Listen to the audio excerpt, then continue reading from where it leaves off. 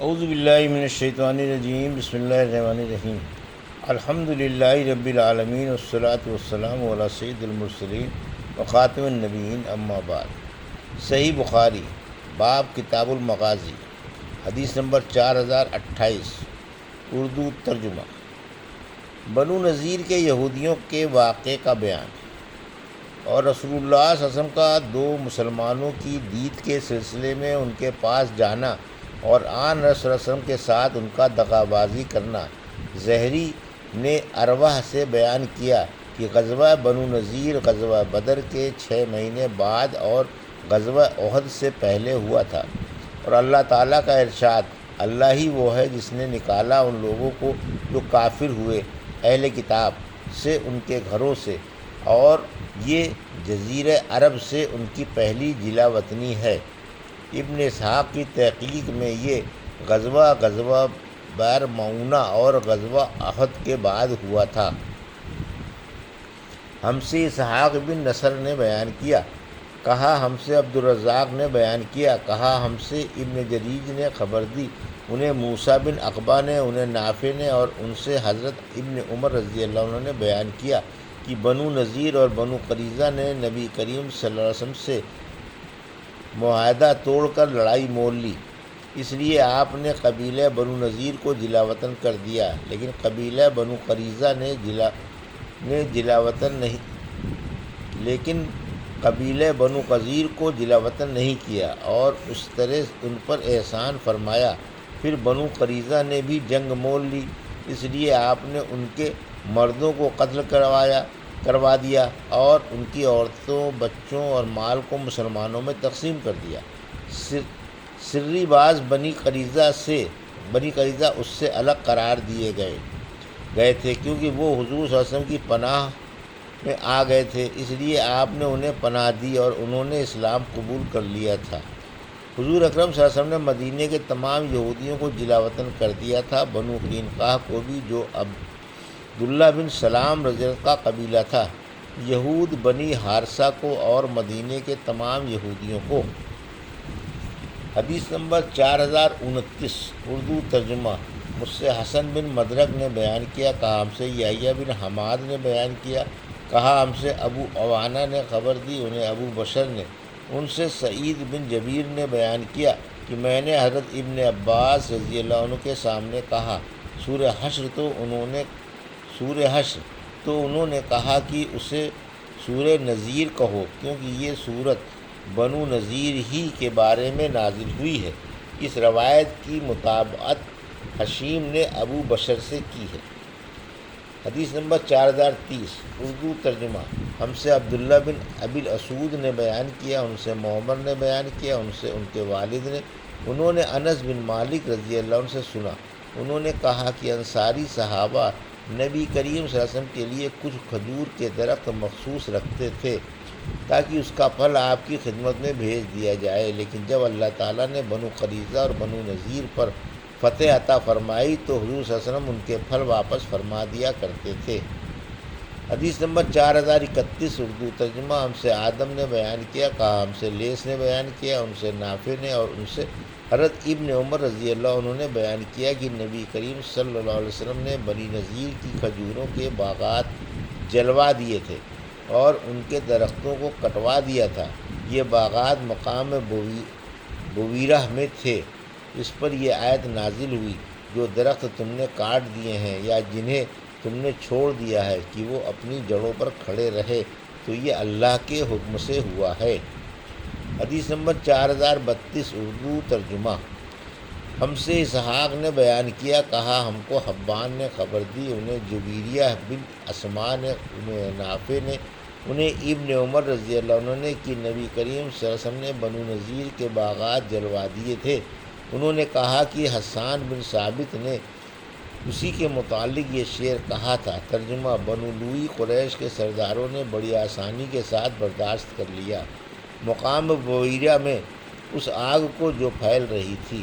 بیان کیا کہ پھر اس کا جواب ابو سفیان بن حارث نے ان اشعار میں دیا، خدا کرے کہ مدینے میں ہمیشہ یوں ہی آگ لگتی رہے اور اس کے اطراف میں یوں ہی شعلے اٹھتے رہیں، تمہیں جلد ہی معلوم ہو جائے گا کہ ہم میں سے کون اس مقام بویرہ میں سے دور ہے، اور تمہیں معلوم ہو جائے گا کہ کس کی زمین کو نقصان پہنچتا ہے۔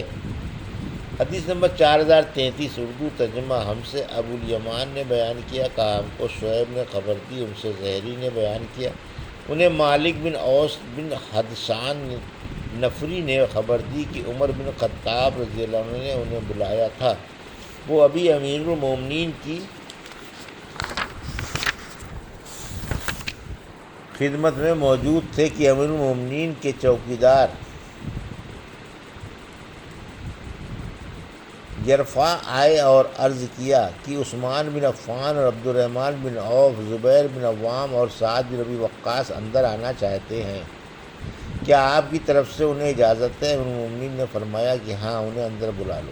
تھوڑی دیر بعد جرفا پھر آئے اور عرض کیا، حضرت عباس اور حضرت علی بھی اجازت چاہتے ہیں، کیا انہیں اندر آنے کی اجازت ہے؟ آپ نے فرمایا کہ ہاں۔ جب یہ بھی دونوں بزرگ اندر تشریف لے آئے تو عباس رضی اللہ عنہ نے کہا، امیر المومنین، میرا اور ان کا یعنی علی کا فیصلہ کر دیجیے۔ وہ دونوں اس جائیداد کے بارے میں جھگڑ رہے تھے جو اللہ تعالیٰ نے اپنے رسول اللہ صلی اللہ علیہ وسلم کو مال بنو نذیر سے فے کے طور پر دی تھی۔ اس موقع پر علی اور عباس نے ایک دوسرے کو سخت سست کہا اور ایک دوسرے پر تنقید کی تو حاضرین بولے، امیر المومنین، آپ ان دونوں بزرگوں کا فیصلہ کر دیں تاکہ دونوں میں کوئی جھگڑا نہ رہے۔ عمر بولے نے کہا، جلدی نہ کیجیے، میں آپ لوگوں سے اس اللہ کا واسطہ دے کر پوچھتا ہوں جس کے حکم سے آسمان و زمین قائم ہے۔ کیا آپ کو معلوم ہے کہ رسول کریم صلی اللہ علیہ وسلم نے فرمایا تھا کہ ہم انبیاء کی وراثت تقسیم نہیں ہوتی، جو کچھ ہم چھوڑ جائیں وہ صدقہ ہوتا ہے، اور اس سے حضور اکرم صلی اللہ علیہ وسلم کی مراد خود اپنی ذات سے تھی؟ حاضرین بولے کہ جی ہاں، حضور صلی اللہ علیہ وسلم نے یہ فرمایا تھا۔ پھر عمر عباس اور علی رضی اللہ عنہ کی طرف متوجہ ہوئے اور ان سے کہا، میں آپ دونوں سے بھی اللہ کا واسطہ دے کر پوچھتا ہوں، کیا آپ کو بھی معلوم ہے کہ آن صلی اللہ علیہ وسلم نے یہ حدیث ارشاد فرمائی تھی؟ ان دونوں بزرگوں نے بھی جواب ہاں میں دیا۔ اس کے بعد عمر نے کہا، پھر میں آپ لوگوں سے اس معاملے پر گفتگو کرتا ہوں۔ اللہ سبحانہ وتعالیٰ نے اپنے رسول صلی اللہ علیہ وسلم کو اس مال فے میں سے جو بنو نذیر سے ملا تھا آپ کو خاص طور پر عطا فرما دیا تھا۔ اللہ تعالیٰ نے اس کے متعلق فرمایا ہے کہ بنو نذیر کے مالوں سے جو اللہ نے اپنے رسول کو دیا ہے تو تم نے اس کے لیے گھوڑے اور اونٹ نہیں دوڑائے، یعنی جنگ نہیں کی۔ اللہ تعالیٰ کا ارشاد قدیر تک یہ مال خاص رسول اللہ صلی اللہ علیہ وسلم کے لیے تھا، لیکن اللہ کی قسم کہ حضور صلی اللہ علیہ وسلم نے تمہیں نظر انداز کر کے اپنے لیے اسے مخصوص نہیں فرمایا تھا، نہ تم پر اپنی ذات کو ترجیح دی تھی۔ پہلے اس مال میں سے تمہیں دیا اور تم میں اس کی تقسیم کی، اور آخر اس فے میں سے یہ جائیداد بچ گئی۔ بس آپ اپنی ازواج مطہرات کا سالانہ خرچ بھی اسی میں سے نکالتے تھے، اور جو کچھ اس میں سے باقی بچتا اسے آپ اللہ تعالیٰ کے مصارف میں خرچ کیا کرتے تھے۔ حضور صلی اللہ علیہ وسلم نے اپنی زندگی میں یہ جائیداد انہی مصارف میں خرچ کی۔ پھر جب آپ کی وفات ہو گئی تو ابوبکر نے کہا کہ مجھے آن صلی اللہ علیہ وسلم کا خلیفہ بنایا گیا ہے، اس لیے انہوں نے اسے اپنے قبضے میں لیا اور انہی مصارف میں خرچ کیا کرتے تھے، اور آپ لوگ یہیں موجود تھے۔ اس کے بعد عمر علی اور عباس کی طرف متوجہ ہوئے اور فرمایا، آپ لوگوں کو معلوم ہے کہ ابوبکر نے بھی وہی طریقہ اختیار کیا جیسا کہ آپ لوگوں کو بھی اس کا اقرار ہے، اور اللہ کی قسم کہ وہ اپنے اس طرز عمل میں سچے مخلص، صحیح راستے پر اور حق کی پیروی کرنے والے تھے۔ پھر اللہ تعالیٰ نے ابوبکر کو بھی اٹھا لیا، اس لیے میں نے کہا کہ مجھے رسول کریم صلی اللہ علیہ وسلم اور ابوبکر کا خلیفہ بنایا گیا ہے، چنانچہ میں اس جائیداد پر اپنی خلافت کے 2 سالوں سے قابض ہوں اور اسے انہی مصارف میں صرف کرتا ہوں جس میں آن صلی اللہ علیہ وسلم اور ابوبکر رضی اللہ عنہ نے کیا تھا، اور اللہ تعالیٰ جانتا ہے کہ میں بھی اپنے طرز عمل میں سچا مخلص، صحیح راستے پر اور حق کی پیروی کرنے والا ہوں۔ پھر آپ دونوں میرے پاس آئے ہیں، آپ دونوں ایک ہی ہیں اور آپ کا معاملہ بھی ایک ہے۔ پھر آپ میرے پاس آئے اور آپ کی مراد عباس عطا سے تھی، تو میں نے آپ دونوں کے سامنے یہ بات صاف کر دی تھی کہ رسول کریم صلی اللہ علیہ وسلم فرما گئے تھے کہ ہمارا ترکہ تقسیم نہیں ہوتا، ہم جو کچھ چھوڑ جائیں وہ صدقہ ہے۔ پھر جب وہ جائیداد بطور انتظام میں آپ دونوں کو دے دوں تو میں نے آپ سے کہا کہ اگر آپ چاہیں تو میں یہ جائیداد آپ کو دے سکتا ہوں، لیکن شرط یہ ہے کہ اللہ تعالیٰ کے سامنے کیے ہوئے عہد کی تمام ذمہ داریوں کو آپ پورا کریں۔ آپ لوگوں کو معلوم ہے کہ آن حضرت صلی اللہ علیہ وسلم اور ابوبکر صدیق رضی اللہ عنہ نے خود میں نے جب سے میں خلیفہ بنا ہوں اس جائیداد کے معاملے میں کس طرح سے عمل کو اختیار کیا ہوا ہے۔ اگر یہ شرط آپ کو منظور نہ ہو تو پھر مجھ سے اس بارے میں آپ لوگ بات نہ کریں۔ آپ لوگوں نے اس پر کہا کہ ٹھیک ہے، آپ اسی شرط پر وہ جائیداد ہمارے حوالے کر دیں۔ چنانچہ میں نے اسے آپ لوگوں کے حوالے کر دیا۔ کیا آپ حضرات اس کے سوا کوئی اور فیصلہ اس سلسلے میں مجھ سے کروانا چاہتے ہیں؟ اس اللہ کی قسم جس کے حکم سے آسمان و زمین قائم ہیں، قیامت تک میں اس کے سوا کوئی اور فیصلہ نہیں کر سکتا۔ اگر آپ لوگ شرط کے مطابق اس کے انتظام سے عاجز ہیں تو وہ جائیداد مجھے واپس کر دیں، میں خود اس کا انتظام کروں گا۔ یہ تھی صحیح بخاری باب کتاب المغازی، یہ حدیث نمبر